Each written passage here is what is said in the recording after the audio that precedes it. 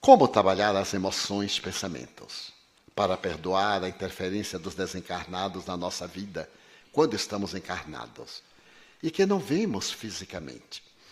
A interferência é inevitável. Se não for a interferência dos maus, será dos bons. Allan Kardec, como sabemos, perguntou aos benfeitores: interferem os espíritos em nossas vidas? Que redarguíram muito mais do que imaginais, a ponto de que são eles que vos conduzem.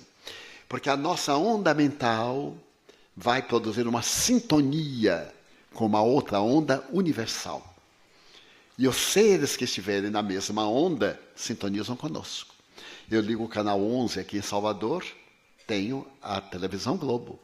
Ligo o 5, tenho a televisão tal. Ligo o 7, tem a outra. Notaram que eu só fiz propaganda da Globo, né?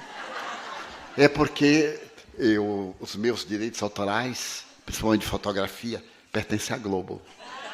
A Globo Rural. Então, é uma questão de onda. Nós vivemos, palavras de Einstein, no universo de ondas, pensamentos, vibrações, ideias. Onde a nossa ideia for, numa vibração, ela emite uma onda e recebe a resposta de seres equivalentes. O que uma pessoa está desejando saber é como libertar-se da perturbação dos espíritos inferiores, mudando de onda. Erguendo-se mentalmente, cultivando ideias saudáveis, e toda vez que vier um pensamento negativo, substitua de imediato por um pensamento positivo. Já que não podemos viver sem pensar, quando ver algo que ressuma amargura, lembremos de algo agradável que já nos aconteceu. Quando ver uma paisagem lúgubre, perturbadora, lembremos-nos de um jardim de esperanças e passemos a cultivar as ações nobres no pensamento. Desta forma, as entidades infelizes não encontrarão campo para os delicados fenômenos da obsessão simples, mais tarde da obsessão fascinadora e, por fim, da obsessão por subjugação. E para perdoar a interferência dos desencarnados em nossa vida, não temos que perdoar, não. Nós é que os atraímos. Eles são nossas vítimas. Eles é que nos devem perdoar o mal que lhes fizemos. Nós teremos que granjear valores para não sermos vítimas dos nossos erros. Portanto, é inverter os papéis. Orar para que eles nos perdoem o mal que lhes fizemos. Durante 40 anos, eu fui acompanhado por um espírito, como já é do conhecimento da maioria, que eu chamava o Máscara de Ferro, por causa de um equívoco que tivemos no mês de junho de 1625, na França, que a nossa querida Priscila cantou aqui lindo, La Mer, e cantou a outra também, aquela França tão querida e tão tormentosa para muitos de nós.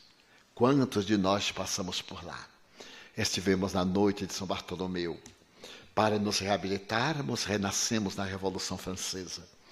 E como ficaram muitas mágoas, Ismael, guia espiritual do Brasil, negociou com São Luís de França o espiritismo nascer lá, na França. São Luís concordava, mas o Brasil deveria receber aqueles infelizes da Revolução cá. E então, o espiritismo nascia lá, divulgava, para vir para aqui, para nós sermos mensageiros do Consolador. E então 2 milhões de espíritos franceses reencarnaram no Brasil. Com culpa, com saudade, douce France, falando como eu falo francês ao sotaque do Pau da Lima.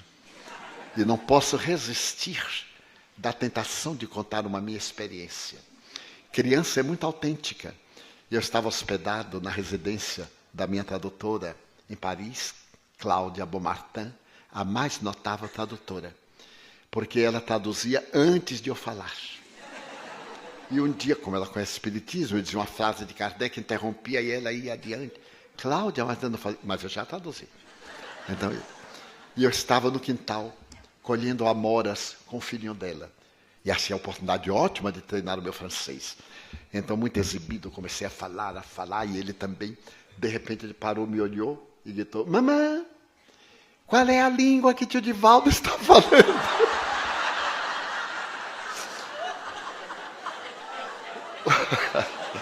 Os adultos são terríveis. Né? Francês, menino! Francês? Eu disse: ô meu filho. Aí eu falei em português: ô meu filho, você não está entendendo não? Aí eu voltei ao normal, né? Preferi mesmo falar Pau de la Lima, porque eu moro no Pau da Lima. Em francês é Pau de la Lima. Dessa forma, aqui estamos, naturalmente de outras nações. Poucos seremos brasileiros legítimos, indígenas, que estamos realizando a nossa trajetória. Um grande número de nós, alguns milhões, viemos da Eurásia para resgatar. E aqueles que somos espíritas e que adoramos a Dulce France, olha a tentação, a flor de lis.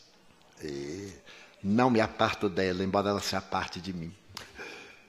Estamos devolvendo o espiritismo ao mundo, inclusive à França. Não é fantástico? Esta lei da reencarnação, do ir e vir, do nascer de novo, do renovar-se. Então, é necessário que resgate, pois aquele meu inimigo, de 1625, do período de Richelieu, tornou-se um grande amigo. Hoje ele é verdadeiramente o meu benfeitor, porque ele me disse um dia: tu não me conseguiste convencer, tu me venceste pela perseverança, mas eu estou de olho. Ele era meu fiscal, eu tinha um fiscal aduaneiro, onde eu ia, lá estava o fiscal, eu tinha que proceder bem, porque eu sabia que se derrapasse ele me pegava.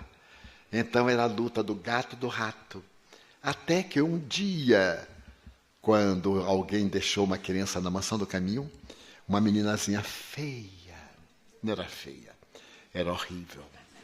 Então nós recebemos, e ele estava fora, fazia 10 anos. Quando eu ia levando a criancinha, feinha, e eu disse assim: minha filha, não fique triste, você vai ser a rainha do horror. Porque nos Estados Unidos tem a rainha da cebola, a rainha da melancia. Por que não a rainha do horror? Também as pessoas feias se casam, aliás, bem melhores do que as pessoas bonitas. Isso é um prêmio de consolação. Quando eu estava nisso, ele me apareceu. Eu digo: ai meu Deus, vai começar tudo de novo. Ele pôs a mão no meu ombro e disse: Divaldo, porque ele me chamava o monstro. Como ele era gentil. Olá, monstro, como vai? Eu digo: bem, máscara. Era uma disputa de gentilezas. Então ele pôs a mão no meu ombro e disse assim: Divaldo, quero te pedir um favor. Eu disse: mas o senhor me pedir um favor? Há tanto tempo nós estamos pelejando. Ele disse: pois é, essa que está nos teus braços é minha mãe. E eu te quero pedir para que cuides bem dela. Eu digo: ah, é sua mãe. Oh, vou dar lindos beliscões nela. Aqui na Bahia tem um beliscão de caranguejo que a gente dá com os dedos do pé, pega assim, quebra os ossos do perispírito. Ele me diz: vai. Eu digo: vou, para o senhor ver como dói. Você não fará isso. Por que não? O senhor não vem fazendo comigo há mais de 40 anos. Mas eu digo: nem menos. Mas eu irei amá-la, o senhor me conhece. Então ele me disse: se tu a amares, eu te amarei. E se tornou um amigo. Ele foi eclesiástico, teólogo. Então, quando eu tenho uma dificuldade nessa área, ele me aparece. E então, o capricho, né? Porque para ele e para mim naquela época, primeiro a França, depois Deus. A França de Richelieu era a mais importante. Ele então me diz em francês. Quando eu não entendo, eu digo assim: baixa o nível, faz favor. Ele diz em português. Desta forma, meus amigos, estamos sempre crescendo, aprendendo. E temos que trabalhar as nossas feridas, os demônios internos, para nos libertarmos dos demônios externos.